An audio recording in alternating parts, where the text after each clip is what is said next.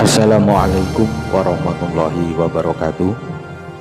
Bismillahirrahmanirrahim. Sahabat ngaji wali yang dimuliakan Allah, mulai episode ini kita akan membahas serat Syekh Siti Jenar yang merupakan karangan Raden Brotokesowo yang lahir pada tahun 1897 Masehi. Serat ini berisi tentang perjalanan hidup Syekh Siti Jenar dan pemikirannya dalam dunia tasawuf. Serat Syekh Siti Jenar ini terdiri dari tembang Jawa atau pupuh seperti Dandang Gulo, Kinanti, Megatruh, dan lain sebagainya. Konten ini kami buat hanya untuk penambahan khasanah keilmuan saja untuk para pemirsa. Oleh karena itu mohon kiranya agar para pemirsa dapat dengan teliti dalam memperhatikan setiap bait yang kami bacakan, agar tidak terjadi kesalahan dalam pemahaman. Karena sebagaimana kita ketahui, segala sesuatu yang terkait dengan Syekh Siti Jenar memang penuh dengan kontroversi, apalagi tentang pandangan-pandangannya dalam dunia tasawuf. Sebelum kita lanjutkan, untuk membantu pengembangan channel ini jangan lupa untuk like, subscribe, dan tekan tanda lonceng untuk mendapatkan pemberitahuan saat kami update video bermanfaat terbaru di channel ini.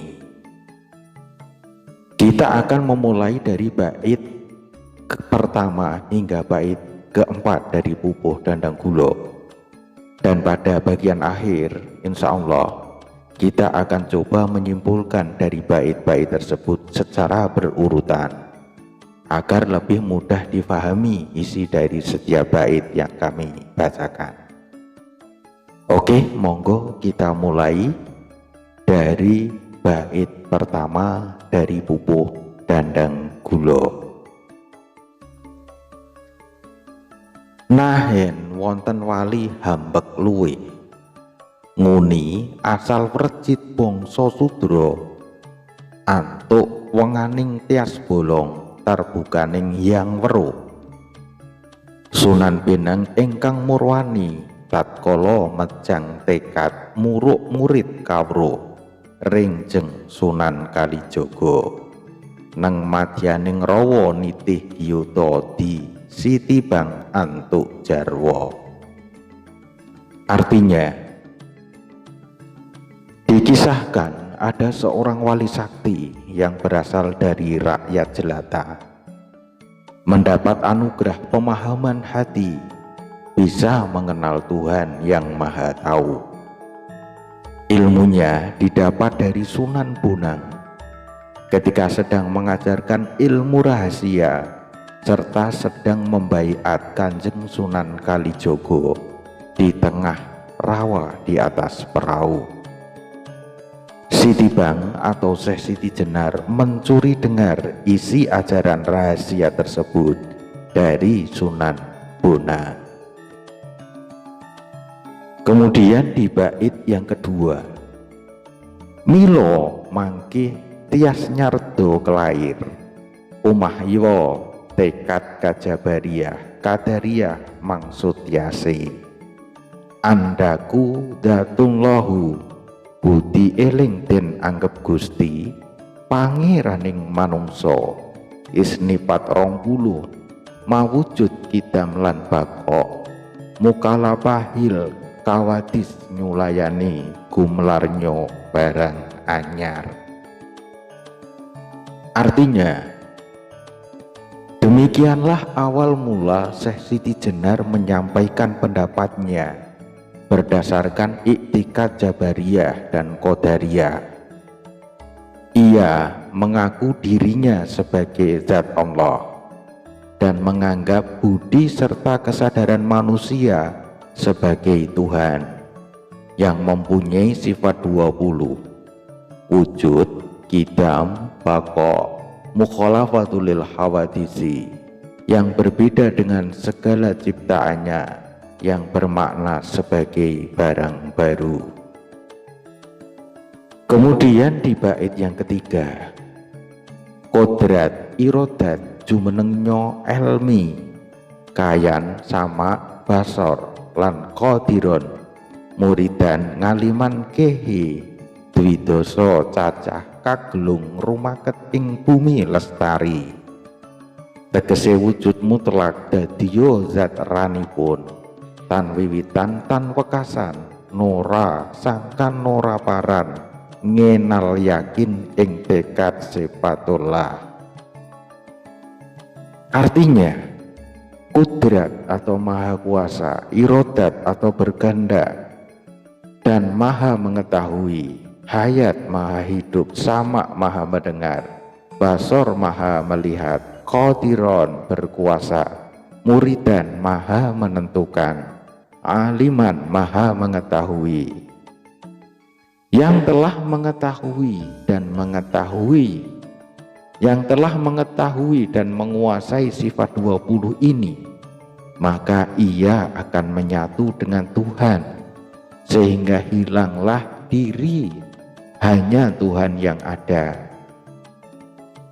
Arti dari wujud mutlak adalah disebut zat Tuhan, tiada awal dan tiada akhir, tidak berarah dan tidak bertempat, harus dengan ainal yakin dalam memahami sifat Allah ini. Kemudian di bait yang keempat, Syekh Sitibang menganggap Hyang Widi wujud nora kang katon satmoto sarupa yayah dheweke sifat-sifat mausuk lir wujudnya bleger tarkaksi warnardo tarpo cedo mulus alus lurus kang nyoto tan wujud duro lirnya kidam dihin jumeneng tan kari saking pribadinipun. Artinya Syekh Lemah Abang atau Syekh Siti Jenar menganggap Hyang Widi adalah wujud yang tidak tampak oleh mata, serupa dengan dirinya. Sifat-sifat yang disifatkan kepadanya seperti penampakan raga yang tidak tampak warnanya, melambangkan keselamatan, tetapi tanpa cahaya atau teja, halus lurus terus menerus, menggambarkan kenyataan tiada berdusta. Kenyataannya kekal tiada bermula, sifat dahulu yang meniadakan permulaan karena asal dari diri pribadi. Oke, kita coba untuk menyimpulkan dari 4 bait di atas. Nohen wonten wali hambek luwih. Ini artinya ada seorang wali yang sangat sakti. Yang dimaksudkan di sini adalah Syekh Siti Jenar. Dia adalah orang biasa dan bukan keturunan bangsawan.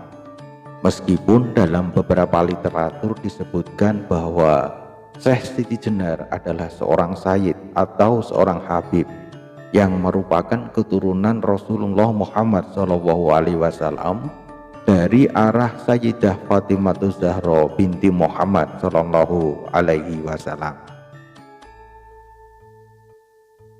Syekh Siti Jenar memperoleh ilmu dari Sunan Bonang saat membaiat Sunan Kalijogo di atas perahu. Dalam beberapa kisah disebutkan bahwa Syekh Siti Jenar mencuri dengar wejangan Sunan Bonang karena saat itu dirinya sedang dikutuk menjadi seekor cacing oleh seorang wali karena perilakunya yang menyukai ilmu sihir. Meskipun cerita ini banyak dibantah keras dan dianggap hoax karena tidak bisa diterima oleh akal. Ilmu agama yang dimiliki oleh Syekh Siti Jenar sebenarnya diperoleh dari pendidikan yang diperolehnya sejak kecil. Bahkan diriwayatkan dirinya sudah hafal Al-Quran sejak usia 8 tahun. Syekh Siti Jenar juga memiliki banyak guru yang mumpuni.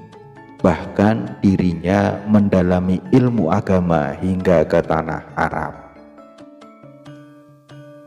Baiat yang dilakukan Sunan Bonang kepada Sunan Kalijogo yang dicuri dengar oleh Syekh Siti Jenar ketika itu, kemudian terjadilah awal mula Syekh Siti Jenar menyampaikan pendapatnya berdasarkan iktikad atau akidah Jabariyah dan Qadariyah.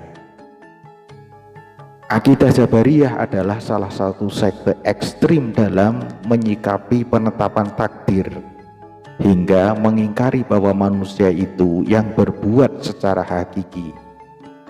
Bahkan dalam keyakinannya, manusia tidak memiliki kebebasan dalam bertindak sedikit pun, laksana sehelai bulu yang ditiup oleh angin. Adapun perbuatan yang disandarkan kepada manusia itu hanyalah bersifat majazi dan bukan hakiki atau yang sebenarnya. Sebagaimana seseorang sholat, puasa, membunuh atau mencuri dipermisalkan seperti matahari terbit, angin berembus, hujan yang turun yang terjadi begitu saja. Sementara itu, Qadariyah berkeyakinan bahwa takdir adalah merupakan independensi seorang manusia atas perbuatannya atau amalnya dalam iradah atau keinginan dan kudrah atau kekuasaan, di mana tidak ada kehendak dan kekuasaan Allah Ta'ala sedikit pun yang dapat mempengaruhinya. Mereka meyakini bahwa perbuatan-perbuatan manusia bukanlah makhluk atau ciptaan Allah, tetapi manusia sendirilah yang menciptakannya. Sebagaimana kelompok ini mengatakan bahwa dosa-dosa yang terjadi tidaklah terjadi karena kehendak Allah. Oke, kita lanjutkan.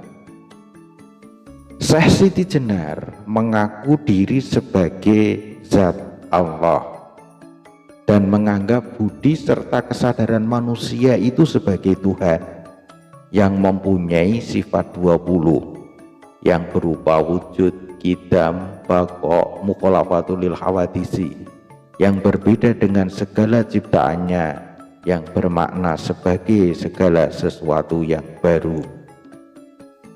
Kemudian kudrat atau maha kuasa, irodat atau berkehendak, dan maha mengetahui, kemudian hayat maha hidup, kemudian sama maha mendengar, basor maha melihat, qadiron berkuasa, muridan maha menentukan, aliman maha mengetahui. Menurut Syekh Siti Jenar, siapapun yang telah mengetahui dan menguasai sifat 20 ini, maka ia telah menyatu dengan Tuhan, sehingga hilanglah diri dan yang ada hanyalah Tuhan.